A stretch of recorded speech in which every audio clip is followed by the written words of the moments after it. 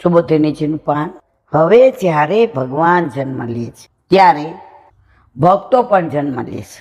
એ વાતનું નિરાકરણ એ છે, આવા ભક્તો જ્યારે જન્મ લે છે ત્યારે તેઓ પરમ આનંદને પામે છે અને આ તેમની ભક્તિનું સર્વોત્તમ ફળ છે.